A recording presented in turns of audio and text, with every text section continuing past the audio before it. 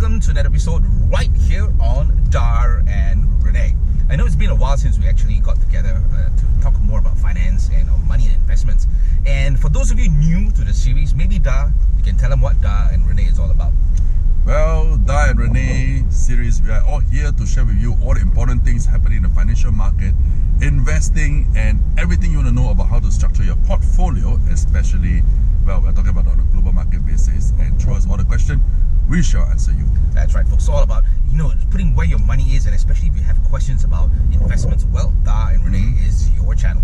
And for this week's episode, or basically the start of our brand new episode, we'll be talking about something that has been a buzz in the market, the big word, VUCA. VUCA. Right? Yeah, exactly. We've heard a lot about it, and especially most recently with, the way banks have been having issues in the US, and I think most of you guys have probably heard about it, Credit Suisse as well. We're going to be talking a bit more about that. But right now, once again, VUCA, and what does VUCA mean? Well, my first question for my good friend, Mr. Dar, is lately I've come across the word called VUCA. It looks like a word that describes the current world of uncertainty and high risk. Exactly. Can you share with us what you know about VUCA? Actually, VUCA is spelled as VUCA, right? Am I right? That's right. So V stands for volatility, U stands for uncertainty, C stands for complexity, and A stands for ambiguity. Right, so really complicated words, and how does that relate to us in this day and age? Well, of course, if we are just looking at financial markets alone, now you look at all the markets, right? It is very volatile, and one moment it is up, the next day it is coming down very unexpectedly. And of course, U stands for the uncertainty. Whenever we talk about uncertainty, that means there is risk involved. Right. All right, complexity means market correlations. In many times in the past, we always based on market correlation to gauge the trend of this current instrument. But now a lot of instruments are beginning to decouple. All right, so it's hard to capture the trend. And of course, ambiguity means things are getting blurred. On one moment you think it should be this way, but the outcome happens to be another way. So, right. So, bro, I mean, with as you mentioned, these are basically things that are happening in the market. So, what advice would you have for people in this VUCA world? Well, I think most importantly, know the market very well before you want to get into any market instruments. And once you jump in, risk management. Have a very good advisor or mentor to actually coach you how to control your risk, understand the nature of the market movement, the nature of the market elements, all right, before you lose all your money or actually involve in any high risk. Okay, so now let's jump to the next question. It looks like everything is trapped once again in the VUCA state right now, especially the financial markets, and it fits exactly in these four words which you just mentioned earlier. The recent downfall in Silvergate Bank, Silicon Valley Bank, Signature Bank, debacle in First Republic Bank, and of course most recently Credit Suisse have demonstrated the risk in financial markets, and possibly it might be another debt crisis in the making. What say you, Mr. Dar?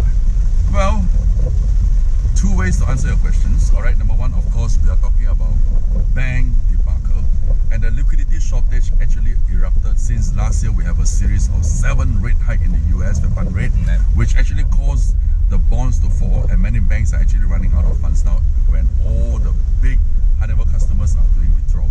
That exactly is happening now that caused the crisis eruption. All right, and the second thing we're talking about the Credit Suisse, right? So Credit Suisse, last night we saw the news that UBS is actually paying a 3 billion Swiss franc to buy over all the Credit Suisse entity. All right, but not the debt. Right. Okay, but bro, $3 billion. So that is that in layman's term, is that a steal, or is that is that a market price, or what's your question? Okay, let me explain to you this way. Okay. All right. 10 years ago, we have seen the Credit Suisse share price trading at $70 per share, and now it is down to $1 or even lower. But when UBS actually put up an acquisition proposal at 3 billion Swiss franc, that actually quantified at 24 cents per share, which is dirt cheap, almost down to zero. So do you think it's expensive? Well, I think for most people it'd be pretty low. But so in your advice, basically, is it a good time to go in and buy some Credit Suisse shares, or should I wait? Well, I think it's cheap, but anything that is cheap can be even cheaper and down to zero. Correct, yes. So don't get in first. Okay, wait and see. Observe the market. I think probably until the second half of this year, we can have a clearer picture, and that's when you may want to go in and pick out the bottom, but not now. Not now, right? Not now. Okay. So I guess, yeah, so as Dar mentioned, I think it's time to just hold off for a bit and see what the policymakers and how the banks actually move about and decide what to do with the bank. Okay, now moving on to our next question. Can you tell us a bit more about the US debt ceiling and how it affects the world? I think that's a really interesting question. Oh, that is a very important question. All right, US debt has actually reached 31.4 trillion US dollars. It's almost 100% of their yearly GDP, and this debt ceiling is going to be expiring in coming June. Okay, what does that mean? All right. Right. That means in this June, if US Federal Reserve and the policymakers do not raise the debt ceiling, they'll be in debt. They are not able to pay back all the bonds they have issued for the last 10 years. And the only way is they must increase or leave the debt ceiling. That's where they actually start printing money again. Okay, but bro, so how does that really affect the US economy? I think, as you mentioned, they're actually getting in more currency and everything, but how does that overall impact the economy and most importantly, globally as well?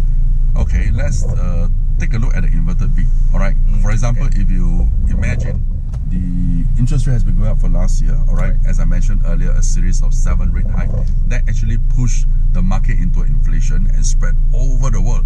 And now at the very top, we are seeing that the market is melting down. Bond prices are coming down, and when this stagflation goes into crisis, all right, that's when the US policymaker need to cut rate again. And before they cut rate, they have to raise the debt ceiling. This is exactly the mechanism of the whole market. Okay, cool. And to sum things up in with the very last question I have, can you share with us or our audience basically how to be a winner in investing in this VUCA world? Oh, this is a very tough question. Yes, it is. I think it's an important one. You're throwing a big stone at me. Yeah, but it's important, I think, because like as you mentioned, volatility, uncertainty, these are things which an investor is really worried about, and they want to know: is it a good time to go in? Should they wait? So what's your advice? Remember earlier when I mentioned about the inverted V? Okay, let's talk about part one. Okay. When the interest rate is going up now. Okay. Nothing looks good in the market, okay, except putting money in the bank, turn into US dollars. You may earn two ways. Number one is the US dollar is appreciating against your local currency in most of the country now. And second thing is the US dollar interest rate keeps rising. All right, and I think it's a good deal now by not doing anything. Put the money in the bank and you earn more interest than putting money in the stock market. All right, then after that, when we start seeing a market massive correction, which is sometime, which I believe is going to be second half of this year, that's when the US policymaker will start to cut interest rate, cut a series of rate cut, and that's when you start to buy gold and buy stock market, and everything will start to fly. So the action is the same, but you got to time exactly at which part of the economy that you're going to do certain actions in order to maximize your profit. Right, so it's all about strategies and timing. And timing. Okay, well, I guess that's as much time as we have here on Dar and Rene. So don't forget to catch us on our next episode as we'll be diving into more topics. Until I guess we catch you again, it's me, Rene, and Dar, signing off.